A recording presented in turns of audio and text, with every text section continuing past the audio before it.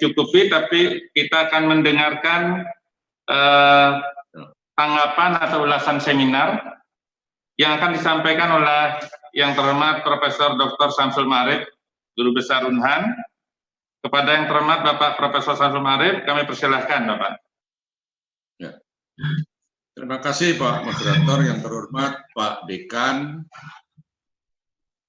para guru besar, para dosen, dan juga para mahasiswa yang saya hormati, serta khususnya kepada ketiga pemapar pemakalah yang sangat istimewa. Saya ucapkan terima kasih. Namun sebelumnya saya mengajak kita semua untuk beberapa kali menyampaikan penghargaan dan salut ya, kepada para pahlawan kesehatan yang telah gugur mendahului kita sebagai kesuma bangsa dalam sebuah peperangan yang sangat dahsyat ini, dan juga penghargaan kepada semua para pejuang kemanusiaan, pejuang kesehatan, dan juga teman-teman semuanya, termasuk TNI, Polri, dan relawan yang telah bekerja di lapangan dalam rangka percepatan penangkalan COVID-19 ini. Nah, yang kedua, saya menyampaikan bahwa apa yang disampaikan oleh Bapak-Bapak tadi jelas memberikan nutrisi tambahan kepada kami, terutama dari Fakultas Kamnas, untuk menambah pemikiran tentang apa itu Kamnas, dan Kamnas ala Indonesia itu seperti apa. COVID ini memang benar-benar memberikan sebuah pelajaran yang sangat besar kepada kita sekalian dan kepada dunia pada umumnya. Nah, ini ada senario dari Menteri Keuangan yang cukup harus diperhatikan bersama, bahwa beliau menyampaikan bila COVID-19 ini tidak segera kita bisa atasi, maka senarionya adalah pertumbuhan ekonomi itu senarionya kalau berat hanya 2,3%, sangat berat minus 0,4%. Nilai tukar rupiah senarionya kalau berat itu menjadi 17.500, kalau sangat berat menjadi 20.000 per dolar Amerika ya. Nah, inflasi juga demikian. Yang sekarang 3,1, kalau senario yang berat menjadi 3,9 dan sangat beratnya 5,1. Nah, artinya ini sebuah senario terburuk, dan teman-teman dari kebencanaan sudah terbiasa bicara tentang the worst case scenario. Nah, itu teman-teman bencana itu ideologinya seperti itu. Baik, saya akan membicarakan atau tanggapan saya ini ada 5 hal. Yang pertama tentang, atau 1, 2, 3, 4 tentang Kamnasnya, yang kelima tentang COVID-nya, dan tentu tadi kesimpulan. Kalau tadi adalah bagaimana menyoroti COVID dari Kamnas, sekarang saya dari angle yang lain. Jadi bagaimana Kamnas yang berubah karena COVID. Nah, seperti itu kira-kira. Namun sebelumnya saya sampaikan bahwa Kamnas itu adalah sebagai doktrin kebijakan luar negeri. Ya. Yang itu secara genealogi bisa saya jelaskan bahwa sejak berakhirnya Perang Dunia Kedua itu masih military heavy. Berlanjut sampai Perang Dingin, yaitu ada balance of power, itu cenderung berfokus pada militer tapi lebih ditingkatkan, yaitu pada kekuatan maksimum, yaitu baik konvensional, senjata konvensional maupun nuklir. Nah, selebihnya setelah itu berikutnya lagi yaitu pada era globalisasi, di mana teknologi dan pergerakan manusia lintas batas itu benar-benar menantang multi pillars ya untuk menghadapi masalah Kamnas ini, yang mana secara paradigmatik berkembang semakin luas dan kompleks. Dengan menjelaskan genealogi Kamnas ini, saya ingin menjelaskan bahwa selalu ada paradigma baru atau ada redefinisi baru tentang apa saja. Dalam hal ini kita bicara tentang national security.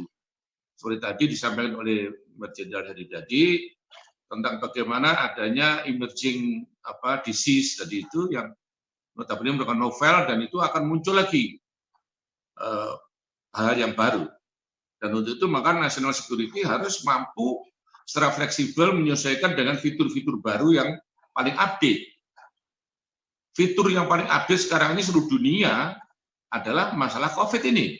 Ini fitur baru.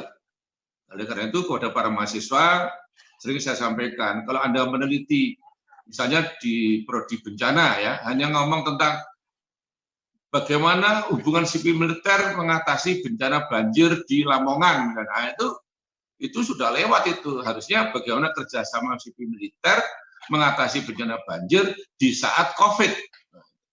Jadi semua penelitian, Kamnas terutama, harus update. Istilah saya state of the art. Dari penelitian itu harus betul-betul melibatkan fitur-fitur baru yang paling update. Yang kedua adalah tentang isu Kamnas secara umum. Kamnas itu adalah fungsi kebijakan publik yang tadi sebagai doktrin kebijakan luar negeri. Jadi Kamnas itu adalah merupakan fungsi negara. Yaitu ada konsep tentang responsibility to protect sebagai kebijakan yang secara resmi disahkan pada tahun 2005 pada World Summit Outcome. Ya, jadi di sini jelas-jelas negara yang punya fungsi itu. Jadi biarpun kita senang atau berbahagia bahwa ada gotong royong sama masyarakat, tapi itu bukan berarti menegasikan fungsi negara untuk tetap tampil dalam konteks Kamnas. Jadi kalau COVID-19 dimasukkan dalam versi Kamnas, maka jelas COVID-19 merupakan fungsi negara. Dan untuk itu kita berterima kasih kepada pemerintah yang telah bekerja dengan sangat keras sehingga menimbulkan atau melahirkan pola-pola yang saat ini sedang kita lampaui. Yang berikutnya isu Kamnas tadi masih secara umum itu berkaitan dengan perlindungan terhadap manusia, hak asasi manusia, dan pembangunan manusia. Maka konsep keamanan memunculkan pandangan mengenai keamanan manusia atau istilahnya keamanan insani atau human security. Ini pelajaran kita awal-awal di semester pertama saya kira. Ya. Isunya adalah keamanan ekonomi, keamanan lingkungan, keamanan energi dan sumber daya keamanan, ketahanan pangan, biosecurity, dan keamanan kesehatan. Itu sudah disampaikan sejak tahun 2005 itu. Jadi keamanan kesehatan atau health security ini sudah masuk. Kalau di bencana namanya biological atau health related disaster. Pelajaran ada, ini teman-teman MB saya kira sudah tahu. Ya, oke. Jadi isu-isu Kamnas yang tadi saya sampaikan sebagai pandangan kita bersama bahwa semua isu tadi adalah intertwined, ya, saling berkelindan antara masalah kesehatan yang sekarang ini berlanjut ke masalah ekonomi, lingkungan, dan seterusnya. Sehingga ketika kita ngomong tentang COVID-19 dari perspektif Kamnas, berarti kita harus membicarakan juga masalah keamanan pangan, keamanan ekonomi, keamanan energi, keamanan biosecurity, dan lain sebagainya. Jadi tidak mungkin kalau kita ngomong Kamnas hanya membicarakan COVID tersendiri di pojok sana yang tidak ada kaitan dengan yang lain. Tidak mungkin. Nah, itulah pandangan Kamnas terhadap COVID ini. Nah, sekarang saya lanjutkan isu-isu Kamnas di dunia karena COVID-19. Ya. Mari kita lihat bahwa saat ini setiap negara mengklaim cara mereka masing-masing sebagai kunci keberhasilan. Nah, ini saya masih ingat salah seorang senior TNI almarhum, yaitu Bapak Yogi, kalau saya Sapardi, mengatakan bahwa kita berperang dengan cara Indonesia. Nah, ternyata ini juga gitu.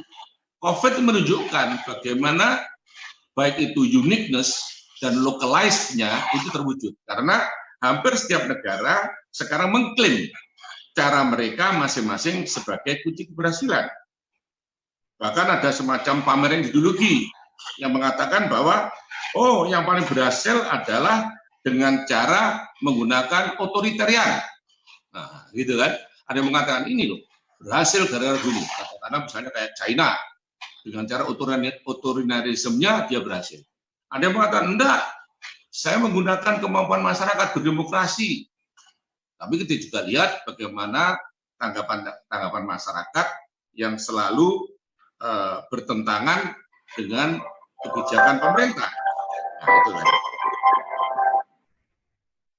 Nah, di sini juga kita melihat bahwa adanya gap antara kebijakan pemerintah vs masyarakat dalam penanganan COVID-19 ini dengan berbagai argumen. Oleh karena itu, ya sedikit supaya nanti saya tidak lupa, memang salah satu unit analisis di dalam kita diskusi masalah ini adalah bukan hanya perusahaan individu atau komunitas saja. Itu sudah benar, tadi Pak Yuri menyampaikan, Pak Dodi, juga Pak Ridadi. Tetapi saya menambahkan ada unit analisis yang perlu kita masukkan adalah argumen. Argumen sebagai unit analisis. Ya.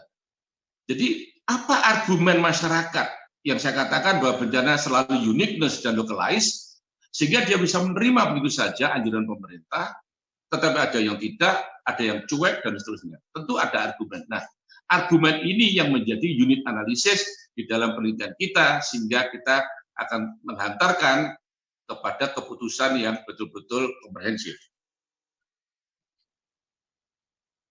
Dan itu di dalam buku-buku kebencanaan selalu begitu. Selalu apa yang dilakukan oleh pemerintah, mengatakan pemerintah sudah kerja keras, kalau ditanya, sudah itu. Di Jawa Timur, saya sekarang sebagai pakar, Dewan Pakar Provinsi Jawa Timur, ikut terlibat di mana? Di gugus tugas di Jawa Timur. Ini saya sering mendengarkan Mas Dinas mengatakan, oh itu sudah ada, kami sudah punya. Oh sudah ada. Padahal di lapangan tidak seperti itu. Ya, misalnya, oh yang namanya harga-harga beras dikendalikan, tidak juga. Ternyata ada harga beras dari BUMN yang lebih mahal daripada beras yang dijual di eceran yang luar. Ada gula yang seterusnya. Nah ini juga persoalan-persoalan yang mendrive masyarakat mempunyai argumen. Mengapa? Saya mau mendengarkan bahwa ada corona. Anda kalau datang ke daerah Kerembangan, itu Pak Yudi tahu di daerah Kerembangan itu ada perumahan teman-teman kita dari Madura yang di luar kereta api. Coba sekarang Anda datang ke sana. Tidak ada seorang pun pakai masker. Apa nggak ada babinsa di sana? Ada. Masjid, istilah mereka masjid itu musola itu, orang Madura bilang musola masjid itu sama. Pokoknya itu masjid. Silakan Anda datang ke Kerembangan sekarang juga. Sekarang juga. Itu tetap aja orang berdempetan, warung buka, nggak ada social distancing, nggak ada. Uang rumahnya tidak usah distance kok. Seperti itu contohnya. Nah, jadi ada argumen-argumen yang menjadi unit analisis supaya kita juga bisa tahu. Padahal orang-orang itu juga tetap ke Surabaya, tetap ke Madura, tetap ke Gresik, tetap. Artinya kalau tadi dikatakan bahwa transmisi itu dibawa oleh manusia, sehingga dengan itulah alasannya mengapa COVID-19 menjadi bencana non-alam, maka masalah ini betul-betul ada dan perlu kita cari jalan keluarnya. Dan itu adalah Kamnas. Argumen apa yang menyebabkan dia tidak patuh? Argumennya antara lain juga perutnya. Yang kedua ya urusan ketegasan. Karena kita inginnya persuasif. Itu adalah isu-isu Kamnas karena COVID-19 di belahan dunia hampir sama. Di Amerika juga ada demo di TV, kita lihat bagaimana dia tidak setuju dengan adanya lockdown, ya. Dia tidak percaya ada COVID, bahwa dia mencurigai ini adalah alasan pemerintah dan seterusnya. Itulah isu-isu Kamnas yang ada di belahan dunia. Nah sekarang yang nomor 4, bagaimana Kamnas pasca COVID di Indonesia? Saya waktu awal-awal tanggal 15 Maret ketika diajak untuk mendirikan gugus tugas Jawa Timur, saya menyampaikan bahwa yang kita hadapi adalah dua mandala, dua front perang. Yang pertama adalah mandala COVID-nya sendiri, perang COVID-nya. Lawannya adalah sistem imun, baik itu social distancing, physical distancing, pakai masker, pakai sabun, pola hidup sehat, dan seterusnya. Oke. Yang kedua adalah front budaya dan sosial ekonomi. Sosial, budaya, ekonomi. Itu adalah front tersendiri. Yang itu semua memang betul harus diakui itu adalah karena impact. Impact, belum efek ini, baru impact. Impact itu adalah terjadinya sesuatu karena ada dua pihak yang saling mendatangi. Itu baru namanya impact. Nah, dari impact itu akan jalan ke efek nanti itu. Itu dalam bencana ada ilmu itu. Dan disaster, lalu ada impact, dan berakhir dengan efek. Dalam sisi Kamnas, efek yang paling bahaya adalah social distrust. Dan terjadi keadaan yang anomi, yaitu suatu kehidupan berbangsa bernegara yang porak-poranda tanpa nilai. Ya tentu kita tidak menginginkan itu. Tapi itu adalah hal yang harus kita waspadai. Termasuk apa yang dikatakan oleh Menteri Keuangan tadi, itu adalah impact. Yang mana kalau tidak diatasi segera, menjadi efek, yaitu berupa kerusuhan sosial, terpecah belahnya Indonesia, dan seterusnya. Nah, jadi yang jelas di sini bahwa Kamnas pasca COVID di Indonesia ini, kita sekali lagi alhamdulillah puji syukur bahwa negara telah segera menemukan polanya. Apa yang harus kita lakukan? Meskipun tadi sudah saya sampaikan ada berbagai masalah sosial budaya yang masih ada di sini, tapi at least di Surabaya sendiri sudah dilakukan PSBB hari ini, keluar dilepas, masuknya agak ketat gitu ya. Dan itu artinya bahwa kita sendiri di tiap-tiap daerah memang perlu ada effort yang kuat untuk masalah ini. Nah, kemudian juga lahir Perpu yang mencoba untuk merelaksasi peraturan perundang-undangan menghadapi COVID-19 itu. Nah, ini terutama untuk mengantisipasi krisis keuangan yang tentu nanti mengambil krisis sosial. Makanya relaksasi peraturan ini saya pernah lakukan ketika saya masih jadi Danrem. Saya mengatakan, mbok kalau menjelang pemilu itu, mbok tilang-tilang itu mbok dikurangi lah, agak rileks sedikit. Ya. Sebab jangan sampai nanti kita kok berbisnis as usual. Gitu. Pemerintah kami di Jawa Timur sekarang ketakutan, Pak Dodi, Pak Yuri, tolong dicatat, gubernur kami ketakutan untuk membelanjakan APBD saat ini. Mengapa? Karena udah teropongan penegak hukum sudah sangat ketat. Belum sudah disampaikan, wah ini nanti akan terjadi itu, ini, itu. Nah, hal semacam ini hendaknya menjadi perhatian kita bersama. Bagaimana sih di satu sisi kita merelaksasi peraturan-peraturan yang tadi itu, tapi di sisi lain tetap dengan tata kelola yang baik. Mudah-mudahan ini akan bisa diketemukan. Dan itu adalah cara pandang Kamnas. Karena apabila tidak dilakukan akan menyebabkan efek. Efek itulah yang menjadi bagian dari Kamnas. Karena selama ini memang ada perdebatan di Indonesia terutama. Ada yang pada Kamnas itu berbentuk prevention, ada yang berbentuk efek. Kalau prevention banyak para NGO atau LSM Indonesia tidak mau. Karena kalau prevention itu akhirnya mata-mata mematai masyarakatnya. Dikit-dikit prevention cegat. Dikit-dikit tangkap, dikit itu prevention. Makanya Kamnas ini masih menjadi perbincangan di Indonesia sehingga RUU-nya pun belum selesai. Dan kata-kata Kamnas ini juga kadang-kadang di-reduce ya, menjadi keamanan seperti Astagatra itu, pertahanan dan keamanan. Jadi seolah pertahanan milik siapa, keamanan milik siapa. Ini juga menjadi persoalan. Sampai terakhirnya bicara keamanan ini, juga akhirnya bicara tentang hal-hal yang bersifat pusat. Ini dikaitkan dengan 6 fungsi itu. Ada pengadilan, ada keuangan, ada apalagi itu agama, ada apa itu. Apakah seperti itu prakteknya? Kalau masalah keamanan yang spread, yang luas seperti Indonesia ini, masa semuanya harus pusat? Ini perlu dipikirkan oleh Pak Yuri dengan Pak Dodi, ya, dan juga bagi para mahasiswa, hendaknya menjadi subjek penelitian yang akan datang. Apa betul kalau namanya 6 fungsi itu keamanan juga pusat dan lalu bicara keamanan nasional yang notabene ini masalah kesehatan, yang sangat unik dan localized. Yang sama kan hanya penularannya, tapi sikap masyarakat menghadapi itu nggak sama. Nggak sama. Nah, itu yang saya maksudkan dengan perlu relaksasi. Yang kelima, sebelum kesimpulan terakhir adalah sebuah pandangan saya tentang penanganan COVID-19 ini adalah yang pertama, ya mohon maaf karena saya dari sosiologi, ya mungkin agak sosiolog di sini, karena sudah menjadi bencana nasional, ini ada dua hal yang saya anggap ini Pak Dodi terutama ya.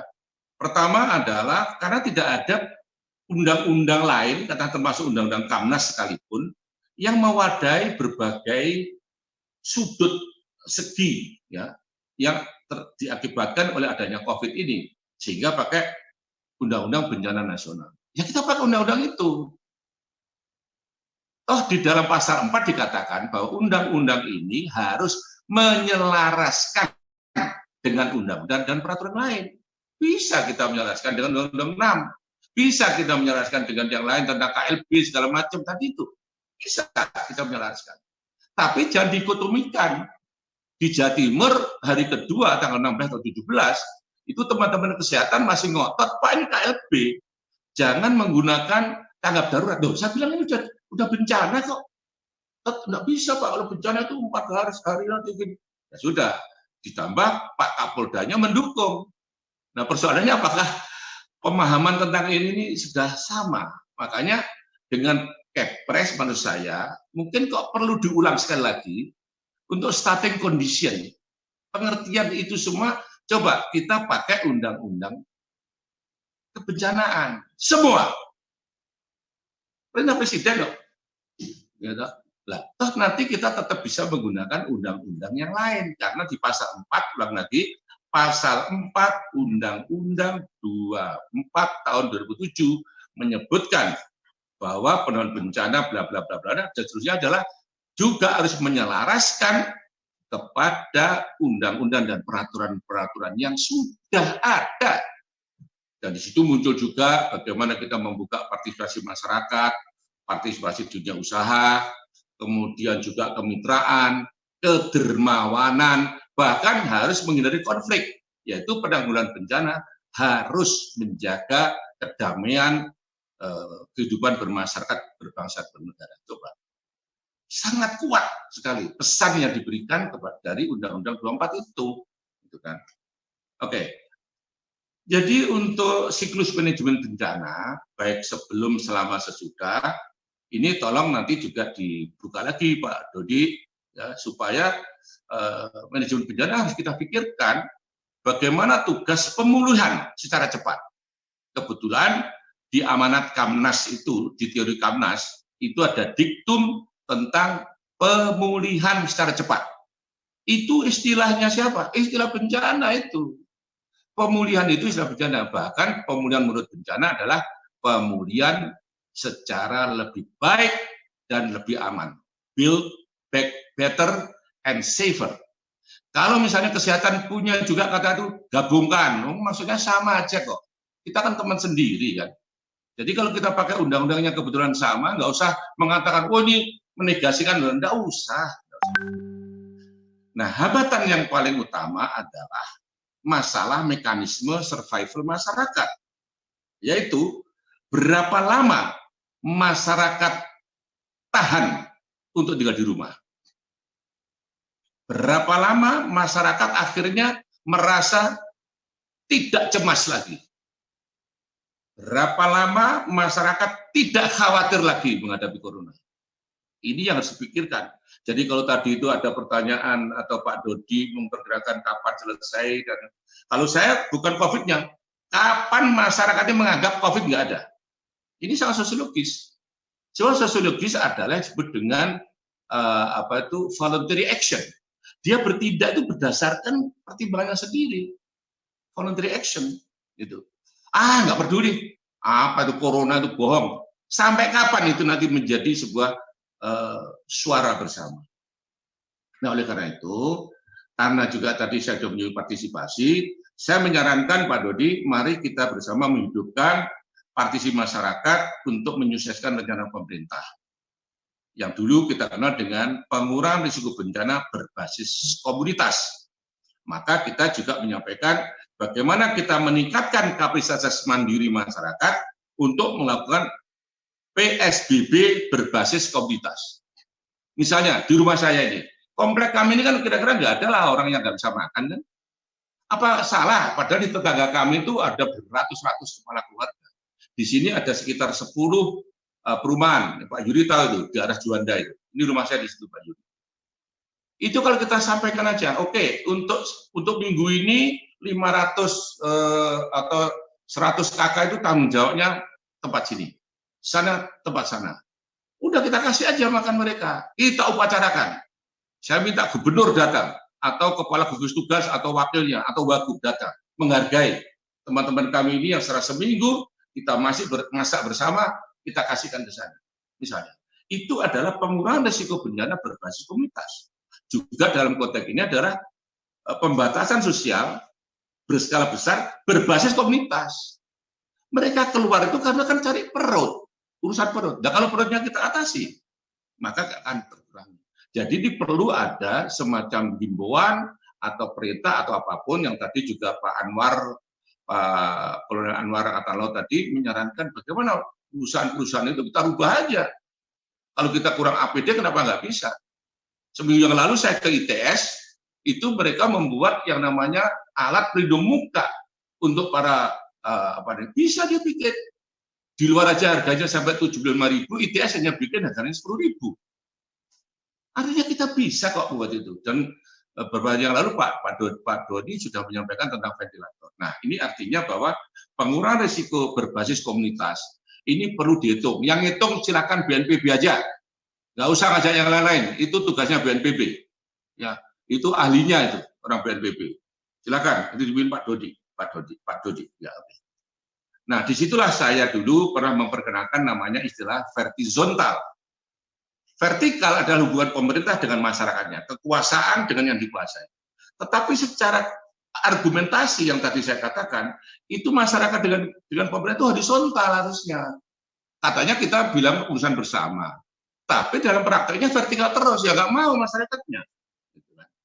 Nah, seperti itu. Jadi vertikal saya artikan bahwa kapan kita vertikal dan kapan masyarakat kita anggap sebagai horizontal. Dan itu adalah masuk di dalam perang semesta yang pernah dilakukan di Indonesia, yaitu Indonesia berperang dengan cara Indonesia. Saat ini Indonesia berperang melawan COVID dengan cara Indonesia. Terakhir, kesimpulan.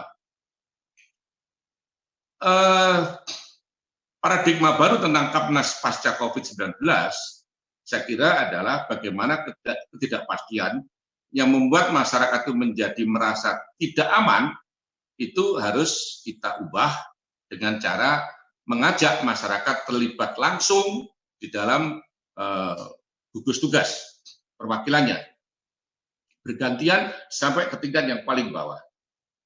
Yang kedua adalah menurut Gorbachev dikatakan bahwa mana lebih penting, apakah kita memperkuat kekuatan militer atau memperkuat kekuatan untuk manusia. Nah, saya kira ini untuk Indonesia kita ya supaya gampang milih dua-duanya lah, karena kebetulan di saat-saat kita menghadapi COVID, ternyata militer China melakukan kontrol di Laut Cina Selatan terhadap Malaysia, terhadap Vietnam, dan akhirnya mengundang Amerika dan Australia. Jadi tetap saja kita berpikir tentang masalah manusia, RRT tetap memberikan sebuah tampilan bahwa urusan kekuatan itu tetap menjadi kepentingan dalam Kamnas. Jadi Kamnas yang tradisional dan non-tradisional, isu-isunya harus seimbang. Tapi artinya karena kata seimbang, maka isu-isu tentang kesehatan itu menjadi mengemuka. Perlu riset, laboratorium lebih intensif, pelatihan-pelatihan tadi Pak Heri tadi sudah menyampaikan, itu perlu di-upgrade menjadi fokus utama sehingga seimbang.